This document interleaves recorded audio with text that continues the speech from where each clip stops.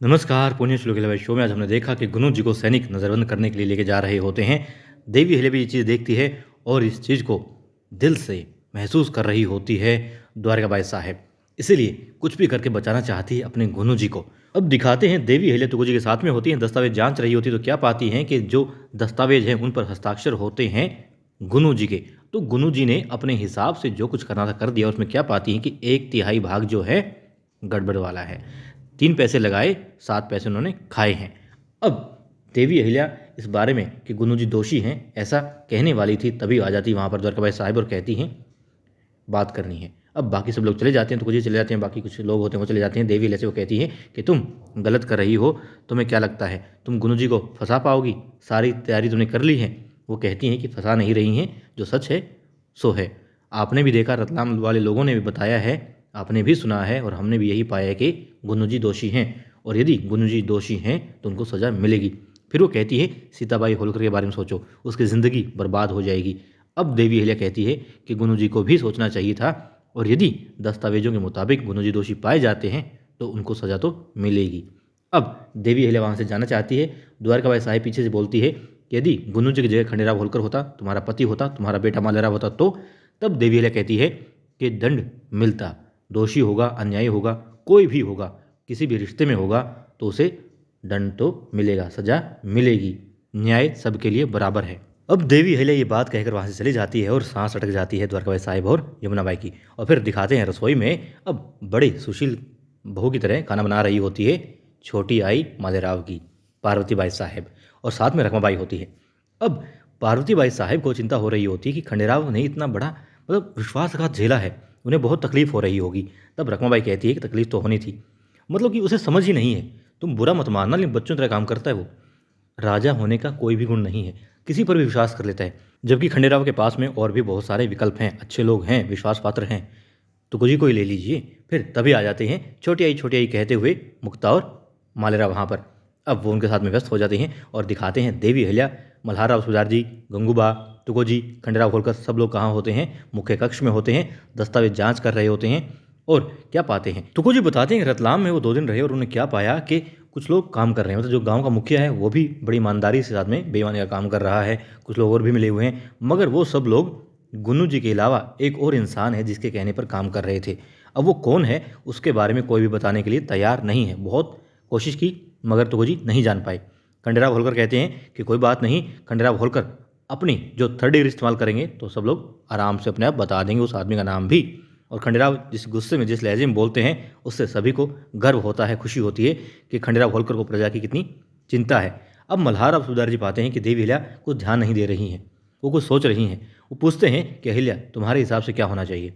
देवी अहिल्या के जहन में वही बात चल रही होती है जो बात कही थी द्वारकाबाई साहिब ने। अब वो कहती हैं कि दस्तावेज और सबूत जो भी हैं उसी हिसाब से काम होना चाहिए। कपटी या फिर गुनहगार कोई भी हो उसे सज़ा मिलनी चाहिए, और कागजातों के हिसाब से तो गुनहगार गुरु जी हैं। देवी अहिल्या यहाँ पर बड़े कमाल की बात कहती है। वो कहती हैं कि तथ्य और सत्य से विचार उपजते हैं और विचार यही हैं कि 1/3 हिस्सा जलबंधक परियोजना में लगा है, बाकी सारा जेबों में गया है, लोगों को कुछ भी नहीं मिला, इसलिए गुनहगार को सजा तो मिलनी ही चाहिए। अब तभी एक सैनिक आता है और कहता है मल्हारराव सुबेदार जी आपसे द्वारकाबाई साहब मिलना चाहती है। द्वारकाबाई साहब अंदर आती हैं। अब बाकी सब लोग वहाँ से चले जाते हैं। देवी अहिल्या और खंडेराव बाद में जाते हैं और देवी अहिल्या जब जा रही होती है द्वारकाबाई साहिब उनकी तरफ देख रही होती है, तो देवी अहिल्या भी देख रही होती है द्वारकाबाई साहिब की तरफ, क्योंकि दोनों जानती हैं एक दूसरे के मन में, जहन में क्या चल रहा है। अब देवी अहिल्या वहाँ से निकल कर कहाँ जाती है? वो देखती हुई नजर पड़ती है तिम्बक राव पर और जो आदिवासियों का मुख्य है उस पर। वो लोग भी महल में आ चुके होते हैं। देवी अहिल्या को शंका होती है और वो लोग गुरु जी के मार्ग से, जहाँ जिस कमरे में गुरु जी हैं उसी के आगे से जा रहे होते हैं। गुरु जी चिल्लाते हैं कि तिम्बक राव बेशक दरबार में कुछ भी हो, लेकिन अभी हमारे हाथ में तो लग रहा है कुछ नहीं, मगर दरबार के इस महल के असली मुखिया गुरु जी ही हैं, उन्हीं का राज यहाँ पर चलता है। अब तभी आ जाती है पीछे से देवी अहिल्या, हालांकि उनकी बात लगता है वो सुन नहीं पाई, और कहती है गुरु जी। अब गुरु जी देखते हैं कि पीछे देवी अहिल्या है। वो कहती हैं कि वो आपसे एक रिश्तेदार की भांति मिलने आई हैं। रानी थी मंदिर में जहाँ बात हुई, लेकिन सबके सामने वो आपसे जो है थोड़ा अपनापन नहीं रख सकती थी, इस वजह से अब आई है रिश्तेदार बनकर और चाहती हैं कि आपका हित। अब वो कहते हैं हित? हाँ, तुम्हें रिश्तों की परवाह है अहिल्या? मतलब खूब सुनाते हैं, जो बातें खुद पर भी लागू होती है वो लागू करना चाहते हैं देवी अहिल्या पर। कहते हैं कि तुम गलत हो, तुमने रिश्तों का मान नहीं रखा, ये नहीं किया, वो नहीं किया। अब देवी अहिल्या कहती कि देखिए वो तो यहाँ पर सिर्फ इसलिए आई थी कि गुनू जी की कुछ मदद हो जाए, और मदद ऐसे हो जाएगी कि गुनू जी सच बता देंगे, अपना गुनाह कबूल कर लेंगे, तो हो सकता है सज़ा में कुछ रहम हो जाए, और यकीनन हो जाएगा। और इससे जो उनकी पत्नी है सीताबाई होलकर और उनकी सासू बाई द्वारकाबाई साहिब की तकलीफ़ें थोड़ी कम हो जाएगी। बाकी मर्जी गुनू जी की। अब देवी अहिल्या वहाँ से चली जाती है कि आती हूँ गुनू जी, ये बात कह कर। और द्वारकाबाई साहिब गिड़गिड़ा रही होती है मल्हार राव सूबेदार जी के सामने, कहती है कि गुनू जी को बचा लो, गुनू जी से गलती हो गई। वो कहते हैं कि तुमने कुछ और मांग लिया होता हम दे देते, लेकिन आज तुमने कुछ ज़्यादा मांग लिया द्वारकाबाई साहिब, तुम जान भी मांगती हम दे देते, मगर आज ये मुनासिब नहीं है जो तुमने मांगा है। वो कहती है उससे गलती हो गई, भूल हो गई। तब मल्हार राव सूबेदार जी कहते हैं कि गलती गुनू जी से भी हुई है। वो कहती है आपके जावेद साहिब आप सोचिए। अब सूबेदार जी कहते हैं कि ये बात गुनू जी को भी सोचनी चाहिए थी, उन्होंने वही किया जो उन्हें करना था, उन्हें दगा देनी थी, उन्होंने दगा दी। वो कहती है आप तो बड़े हैं, आप पागल मत बनिए, आप मत बहकिए, गुनू जी से गलती हो गई, उन्हें माफ़ कर दीजिए, अंतिम गलती समझकर माफ़ कर दीजिए, उसे समझाइए, डांटिए, मगर सज़ा मत दीजिए, अपनी बेटी के बारे में सोचिए। तब सूबेदार जी कहते हैं कि हाँ, बहकना नहीं है, सही कहा तुमने, मुझे बहकना नहीं है, संभल के रहना है, और ये संभलना इसी में है कि उसे सज़ा मिले। और रिश्तों का मान गुनू जी को भी रखना चाहिए था, उसे भी देखना चाहिए था। जावेद साहिब है, आपको क्या लगता है कि हमने उसे मौका नहीं दिया? बहुत मौके दिए, बहुत गलतियां मिली उसकी। द्वारकाबाई साहिब आप कहती हैं कि ससुर बन के सोचिए, बेटी के पिता बन के सोचिए, हमने सोचा और इसीलिए हर बार उसे माफ़ भी किया। बुद्धि कहती थी कि सज़ा दें, मगर दिल ने कहा कि रहने दें, एक बार और मौका दें, मगर उन्होंने एक बार भी नहीं सोचा। और आपको क्या लगता है हमारी सेना में काबिल लोग नहीं हैं? बहुत काबिल लोग हैं, मगर जावेद साहिब है, उसका मान रखते हुए उन्हें सरदार का पद दिया, सेनापति बनाया, ऊंचा पद दिया। ऐसा नहीं है कि और लोग काबिल नहीं थे, उनसे काबिल लोग भी हैं यहाँ पर। और उन्होंने क्या किया? अब जैसे ये बात कह के मुड़ते हैं तो द्वारकाबाई साहिब को नीचे हाथ जोड़े पाते हैं और कहते नहीं द्वारका, ऐसा नहीं है, हम उसे माफ़ नहीं कर सकते, आप माफ़ कीजिए हमें, हम आपकी बात को नहीं मान सकते। और फिर द्वारकाबाई साहिब वहाँ से जाना चाहती है, जाने लगती है तो पीछे से रोकते हैं सूबेदार जी और कहते हैं द्वारका। इस बार वो कहते हैं द्वारकाबाई साहिब नहीं, कहते हैं द्वारका, आपने, हम जानते हैं आपने हमेशा चाहा और कोशिश भी की कि गुनू जी को हम उत्तराधिकारी घोषित कर दें, मगर उन्होंने आगे परंपरा को बढ़ाया, मालवा की परंपरा को नहीं, उस परंपरा को जो उनके पिता से उनको मिली है, धना सरदार से मिली है, विश्वासघात करने की परंपरा। आप चाहती रही कि उन्हें उत्तराधिकारी घोषित किया जाए, गद्दी दे दी जाए, और वो उनके बाबा की विश्वासघात करने की विरासत को बढ़ाने में लगे हुए थे। माफ़ कीजिएगा, हम आपकी बात को नहीं मान सकते।